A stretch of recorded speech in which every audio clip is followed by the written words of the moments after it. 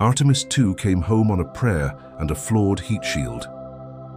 On the evening of April 10, 2026, 4 human beings fell through the atmosphere at nearly 25,000 miles per hour.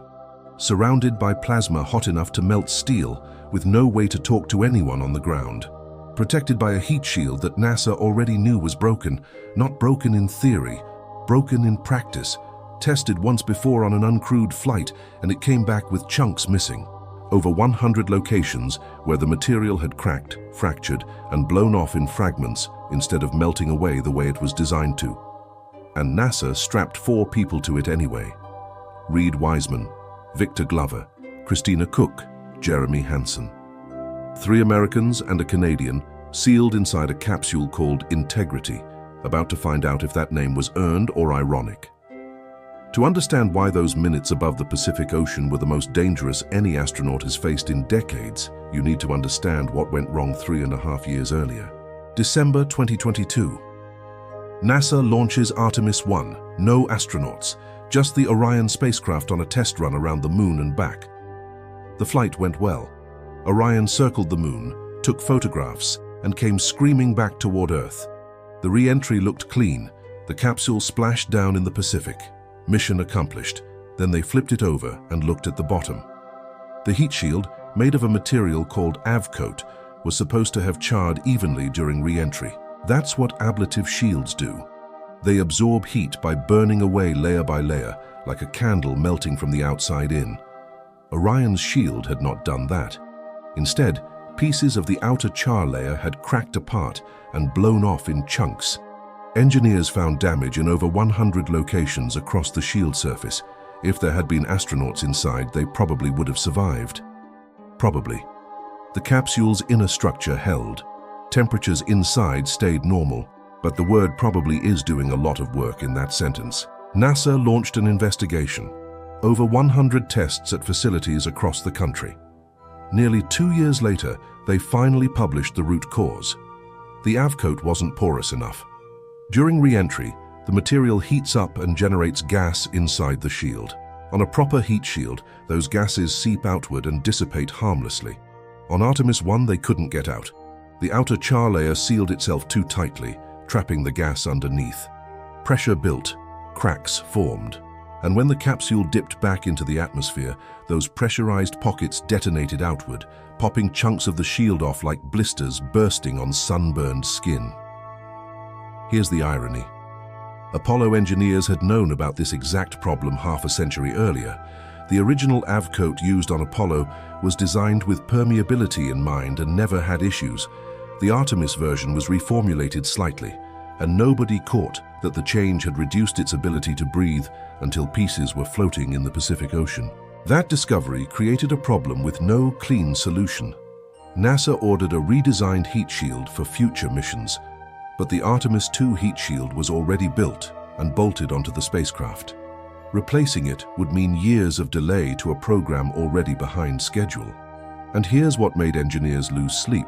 The Artemis II shield was actually less permeable than the one that had failed, because NASA had deliberately made it denser to test bonding strength. So they made a decision: fly it as is.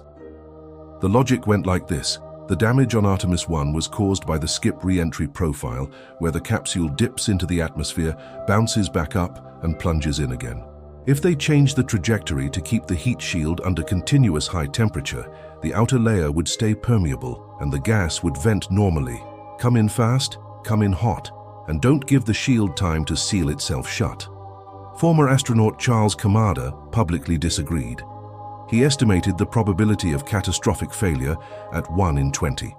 That sounds reassuring until you remember that NASA's safety threshold is supposed to be 1 in 500.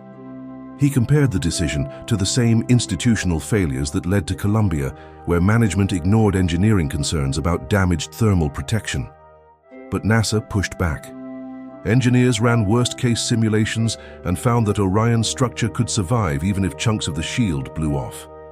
Commander Wiseman told reporters he had reviewed the data himself and was satisfied. On April 1, 2026, NASA's rocket lifted off from Kennedy Space Center, carrying 4 astronauts on the first crewed flight to the moon since 1972. 53 years since any human had left low Earth orbit. The mission went beautifully. They flew around the moon, set a distance record at 252,160 miles from Earth, and witnessed a solar eclipse from behind the lunar surface. They named a crater after Wiseman's late wife, Carol, in a moment that made the crew cry on live television. None of that mattered if they couldn't get home. On the evening of April 10th, the crew of Artemis II was falling toward the atmosphere. At 7:53, Orion crossed entry interface, traveling at nearly 35 times the speed of sound. Within seconds, air molecules piling up against the heat shield compressed and superheated into plasma. The capsule vanished inside a sheath of ionized gas, glowing at nearly 5,000 degrees Fahrenheit. Through the windows, the crew watched the world turn to fire. At 1 minute and 22 seconds after entry, the shield hit peak heating. This was the moment. The avcoat was supposed to be charring evenly, shedding heat layer by layer, its gases venting outward. If it wasn't, if pressure pockets were forming the way they had on Artemis I, there was absolutely nothing the crew could do. There is no escape system during re-entry, no abort button, no backup shield. It either works or it doesn't. And the crew couldn't even tell Mission Control what they were seeing. The plasma blocked radio signals. Communications went dead. A planned blackout, yes, but that doesn't make it less terrifying. For 6 minutes, Wiseman, Glover, Cook, and Hansen were the loneliest people in the solar system, falling through fire at 4 times the force of gravity, with no one able to hear them or help them if something went wrong.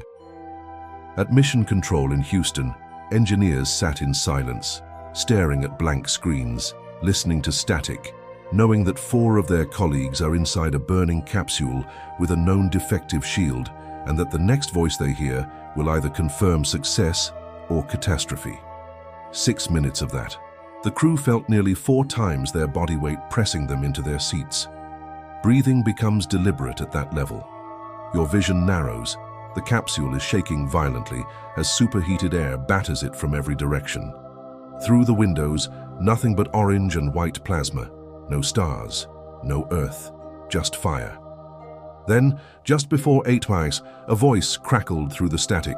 "Houston, integrity. We have you loud and clear. Read Wiseman. Calm, steady." The shield held. The modified trajectory worked. The continuous heating kept the avcoat permeable. The gases vented normally. The char layer eroded the way it was supposed to, without cracking, without fracturing, without blowing chunks into space. 2.5 years of engineering analysis had produced the right answer. The bet paid off.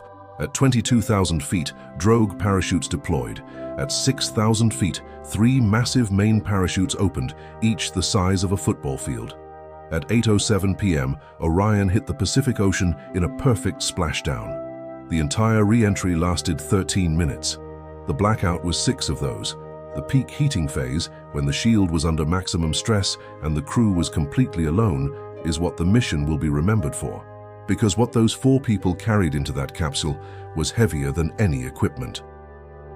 Reed Wiseman carried 2 daughters who had already lost their mother. 6 years earlier, his wife Carol had been diagnosed with cancer. She told him not to quit NASA. She said, "This is where you work and you love your job. We should not give that up for this." She died in 2020 at 46.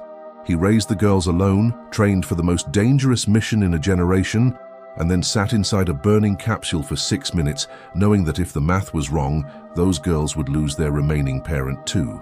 4 days earlier, floating farther from Earth than any human had ever traveled, the crew looked at craters no human eyes had ever seen.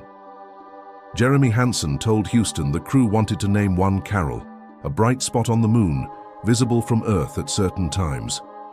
The crew wrapped their arms around each other and floated in silence, while Mission Control said nothing for 45 seconds.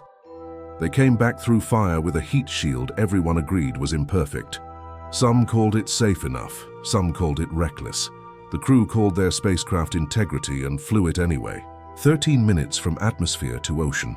6 minutes of silence. 4 minutes of maximum heating where everything had to hold, and it did. 4 astronauts climbed into a capsule with a known flaw, trusted the engineers who said they understood it, and rode a controlled fireball to the Pacific Ocean at nearly 5 times the speed of a rifle bullet. We sent them to the moon because we could. We brought them home because the shield held. And somewhere on the lunar surface, there's a bright little crater the crew calls Carol. If you know where to look, you can see it from your backyard. A small bright spot on the boundary between the side of the moon we know and the side we're only beginning to explore. If this story reminded you why space exploration matters, hit that subscribe button, because Artemis III is coming and the risks aren't getting smaller. Thanks for watching. I'll see you in the next one.